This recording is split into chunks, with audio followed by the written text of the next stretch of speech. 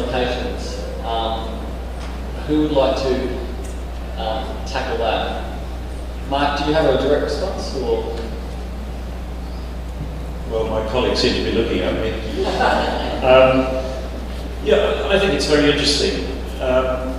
There is some evidence from the fossil record. I think we need to use that as much as we can to say, well, what does that show us about past climate change?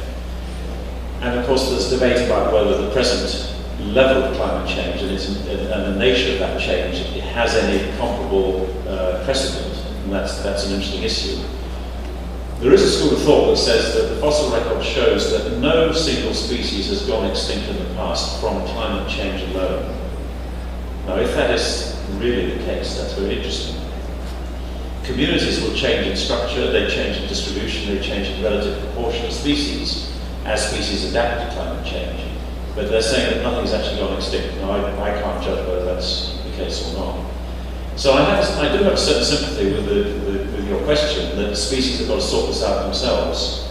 And the problem I think about climate change is that it challenges a lot of our assumptions on which conservation is based. That, I find it very hard to get used to the idea of shifting baselines. And even within our own lifetime, birds that I grew up seeing as very common in England are now treated as rarities.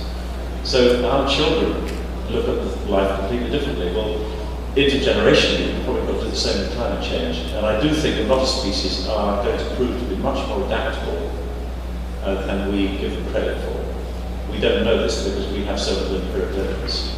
And that is in no way to deny the rather horrifying results of the modelling that BirdLife and others are doing. But I think we may be surprised, but I'm not saying there's grounds for complacency either. Any other panels want to respond? Stu? So you made the comment that extinction is a natural process that's always been going on, and therefore we shouldn't worry too much about it in the case of climate change. Of course, it's absolutely right that species have been going extinct, but never at the rates that we have seen in recent centuries as a consequence of human activities and human impacts on the planet. And the climate change that has happened in the past, the difference this time is that it's entirely human-driven and happening much faster than has ever happened before. So I would argue that it would be premature to give up on species conservation, and I think we have a responsibility to work with our colleagues who are desperately trying to work on climate change mitigation and reduce the extent to which we're going to see climate change. I think we have a responsibility to continue our efforts for biodiversity conservation, to try and get species, ecosystems, habitats, populations through the next couple of centuries of potentially significant climate change. But I don't think we should be giving up on species yet. Thanks, Stu. So Steve, willing to give a comment for this? Yeah, I just have a comment on that. Besides agreeing very much with what Stu just said, just to comment on the transportation thing, I would totally agree that I think transportation should be right down the bottom of things that we would consider doing. I think that's exactly pretty much what Mark said. I guess one thing I would add to that, though, is just a comment that if we're going to learn how to do it, and how to do it well, we should actually be doing the work now to learn how to do it in case we get to a stage when we decide that we do want to do it. I would totally agree with the comment that we shouldn't be doing it now because there's been so many things gone wrong with transportations in the past that it just seems absurd to be doing what we don't know. But we're going to want to do it in 50 or 60 years' time when it becomes desperate. We should be learning how to do it now. Thanks, Steve.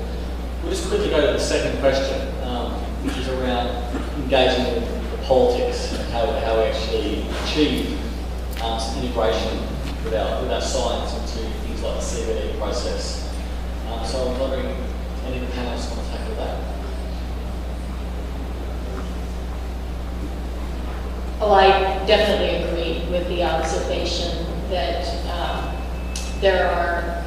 that the gap in the conversation is bigger than anyone in the scientific community would like it to be, and which I speak from, and I imagine also from the government policy-making point of view. There's a hunger for good information to drive policy.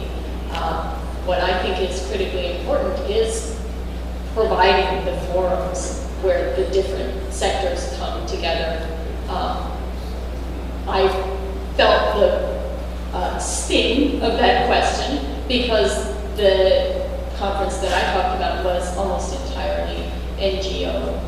It was funded by a foundation that had an interest in bringing that community together, and that's the way that conversation went. It must be expanded, and part of when I talked about increasing the number of stakeholders involved, the deeper part of that point was to bring in the public sector more explicitly and directly, as well as partners in thinking through the impacts of vulnerability and the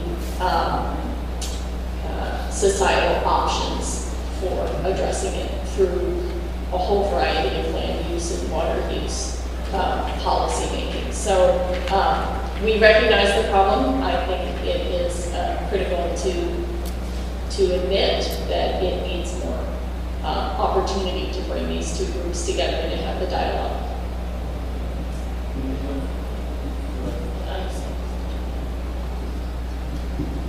And I'd just like to comment. I think that I also agree with the observation made, and I think it raises a big challenge in all the communities, particularly the scientific community, to really find evidence, basically set up monitoring so that we can actually have the evidence to show, first of all, the impacts of what we're doing, and secondly, the impacts of what conservation can actually do, and how that can actually help to mitigate the problem. Thanks, Wendy.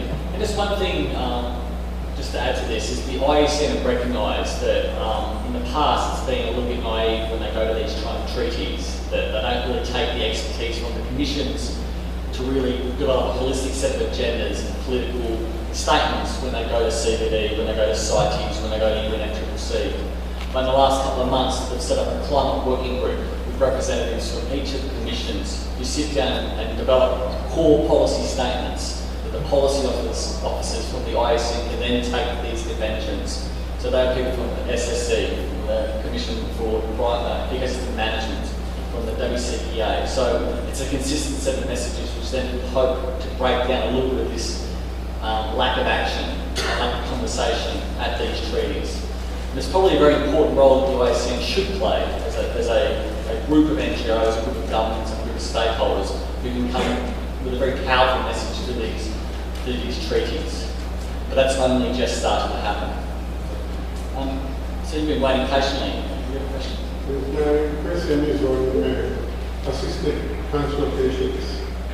Does your description include zoos, aviaries, and wildlife operators?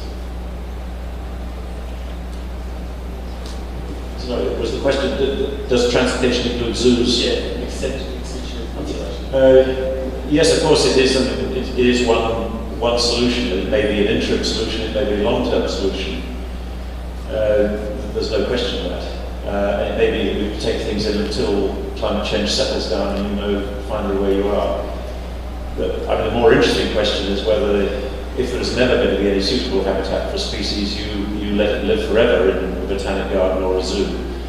And that's a much more philosophical question, if it's never going to go back to the quote wild. Just on that, WCS has been involved with a few species which have been taken into zoos to ensure that their populations are rescued and then reintroduced into the wild. An example that Christian Samplan mentioned yesterday around bison is a very famous example of that, to ensure that a genetic stock of bison was preserved in the zoo while the habitat was restored before they were actually reintroduced. So it can work, but it's clearly very expensive, and it's a value statement. It's very much the judgment of which species you pick to do that. Is there any other comments on that question? Or? Sorry, I'd add one more point, and that is that a species, whether it's a plant or an animal that's kept in captivity, in the broad sense, is exposed to selective pressures, which are not those of the quote wild. So the species is changing when it's in captivity. The quote wild is also changing because of climate change. So how you're going to match the two so the thing does survive again properly on release into viable free living populations is going to be an incredibly complex equation. So we have time for one more question, or actually two more questions. If you want to go up as well to the microphone. And then, as I say, Steve Williams will give a presentation right at the end to discuss what the climate change specialist group will be doing over the next 4 years. In fact, we'll have 3 questions. We'll have to be quick. And then we'll invite you after that to come up. We have food and drink at the Species Pavilion to discuss informally what our specialist group will be doing, and we'd love to have feedback on that. So yeah, we'll have 3 questions. We'll wrap up in about 6 or 7 minutes, and then Steve will be able to give a presentation at the end. Hello, my name is Derek Pisani, I'm from Imperial College London and Zoological Society of London. And I have one question and also one request. One is like, to what extent is being worked on towards the incorporation of assessment of risk of exposure to extreme climatic events for plant populations. And also this comes because already we just finished an assessment of the exposure to tropical cycles and droughts for the restoration matters. And we are very interested in trying to provide this information to the climate change task force and try to incorporate it into the guidance for the NSC. Does anyone answer? I'm happy to comment. I am very glad to hear you're working on exposure assessments to extreme events. They're obviously very difficult to model, and many of the species distribution models and in fact the work that IUCN has done has not explicitly considered it because it's not very easily done. So yeah, we'd be very interested to see the results and absolutely acknowledge it's important. Right, yeah, Steve, do you want to go? Just one point on that too. I'd love to let you know we've actually got a current research project going to the presentation. I was just saying that I think it's an incredibly important aspect of understanding climate change. We've actually got a current research project that's actually trying to incorporate modelling of extreme events into these kind of assessments. So I'd love to talk to you about it afterwards. So, more questions? Oh, sorry, another response, sorry.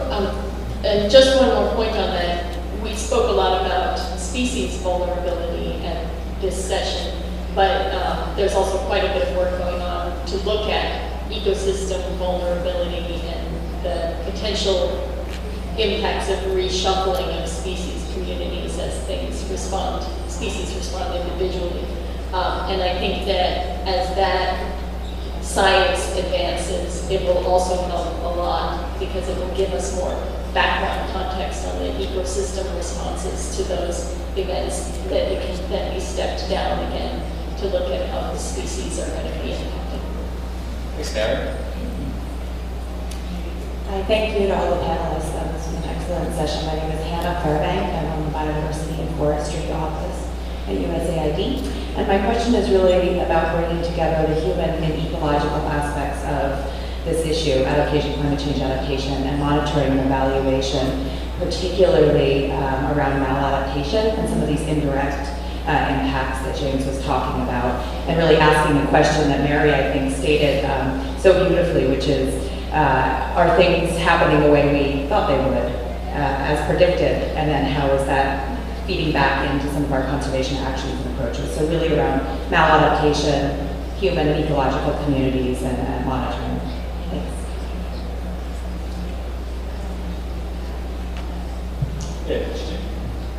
I guess related to that, there's a huge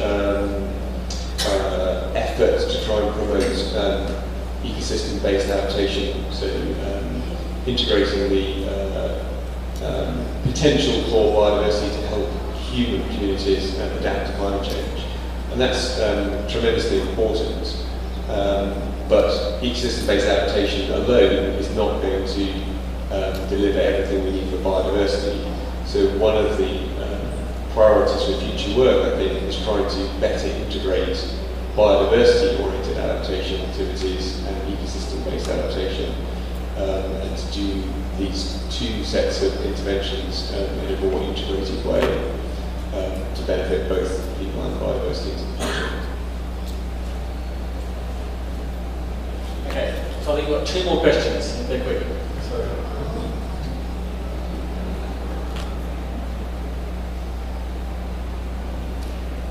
Related to the many predictions that were made and responses to those predictions, they're all based on science. Sometimes I wonder if just the prediction itself helps to make it so. Predicting how many casualties there'll be on the highways on a major holiday in the United States. I wonder if that helps to make it happen. I'm wondering if the focus can be slightly shifted to saying, here's what we want to do to prevent those things from happening. Just a slight shift in focus. I think it's a really good question. I mean, if I may, I think there's a classic problem with climate adaptation that is doom and gloom. And we really do focus on the negatives. Polar bears are going to go extinct, all the coral reefs are going to disappear, anything in a high altitude will be blown up the planet. And that may get a sense of a fait accompli amongst people who want to do conservation planning and action, and therefore means that these things might be then ignored if we're thinking about being proactive. So I think you're absolutely right. We've got to be far more positive. And I think a really positive message is that every species we see outside, every species, regardless of where you are, if you're in Australia, North America, in Antarctica, they've all overcome past climate change events. Every single species. So we know they have the ability to overcome another rapid climate change event, because past climate change events have been rapid in the past. There was a 5-degree warming in 50 years, 15,000 years ago, which is a rapid warming.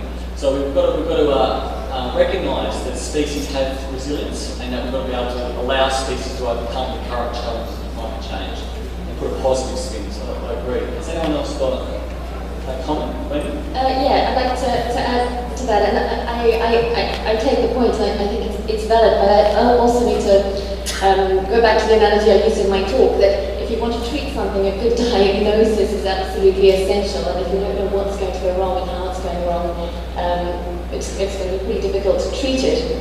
So saying at this stage, I'm not sure we know if what we're saying makes it so, because the monitoring that's going on the ground is pretty sparse.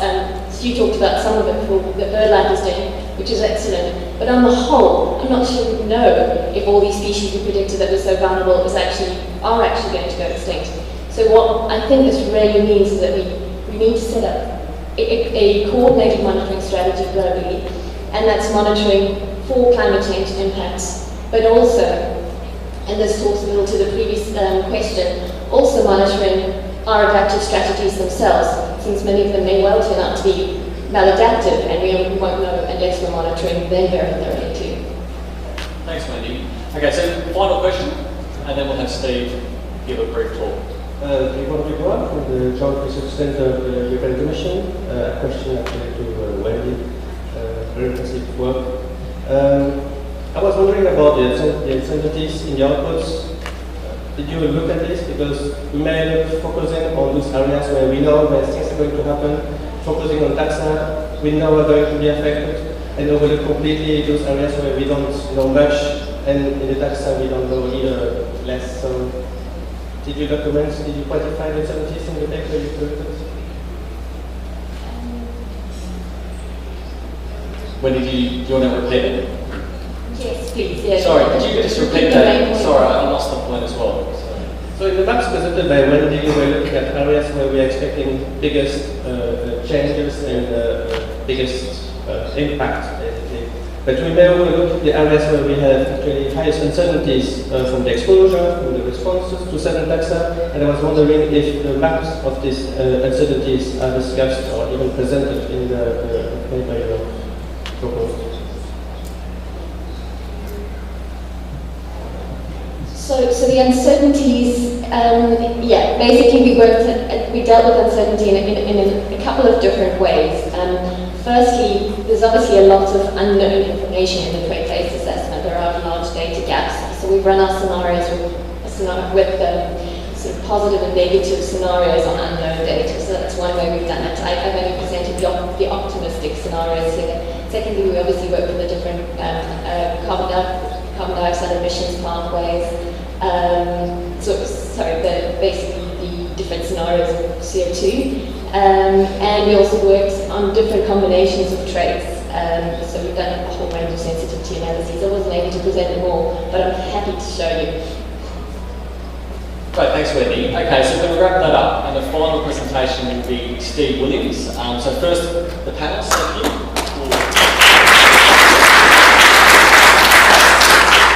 As I mentioned, Steve's going to give a short presentation about the Climate Change Specialist Group, and then we're going to take it upstairs to the Species Pavilion, and there's coffee, tea and food up there, and we'd love to hear some informal feedback about this group, as well as just general discussions around climate change and species conservation. Okay, thanks James, and thanks everyone for hanging in to the end of the session. This is just going to take a couple of minutes. I'm just going to tell you a little bit about this new initiative, this Climate Change Specialist Group. I think we officially became a specialist group about 2 days ago. Just in case you're wondering, the logo up there is the golden bowerbird, which is a species in northern Australia, which only lives at the tops of the mountains and the rainforest.